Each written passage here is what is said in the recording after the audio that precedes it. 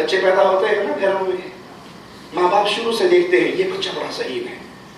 تو اس کی طرف توجہ خاص ہوتی ہے، انگلش میڈیم اسکول میں ڈال دو اسے، وہاں سے نکالیے اور اچھے اسکول میں ڈالیے،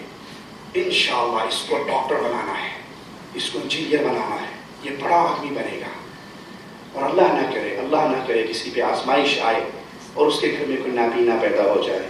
کوئی معذور پیدا ہو جائے، اس کے بارے میں ماں باپ کیا سوچتے ہیں؟ ماں باپ تو ہے نا، ہر اولاد کے بارے میں سوچتے ہیں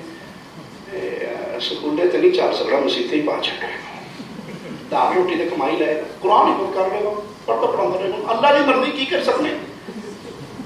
جو قیمتی مال ہے وہ دنیا کے حصول کے لیے ہم بھیڑیوں کے آگے ڈال دیتے ہیں، جن کو نہ اللہ کی، نہ اس کے رسول کی، نہ اس کی شریعت کی قدر ہوتی ہے، جو بے بہرا ہوتے ہیں اس قرآن کے نور سے، اور جس کو ہم اپنی زبان میں کنڈم سمجھتے ہیں، اس کنڈم کو کہتے ہیں دال روٹی واسطے قرآن یاد کر چھٹے،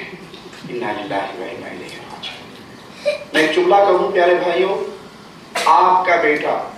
دنیا کے سارے فنون سیکھ لے، یہ دنیا کے فن ہے، یہ ڈاکٹر فن ہے، انجینئرنگ فن ہے، علم نہیں ہے، علم قال اللہ و قال رسول ہے،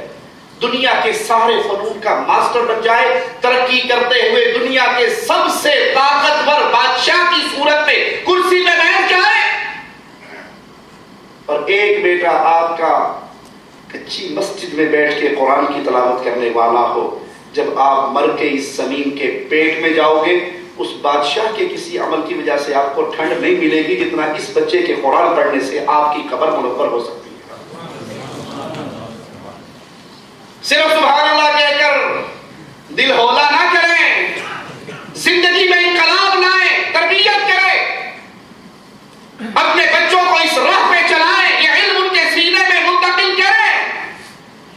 وگرنہ یاد رکھیں پیارے حبیب علیہ السلام نے اپنے اصحاب سے پوچھا تھا بانجھ کون ہے؟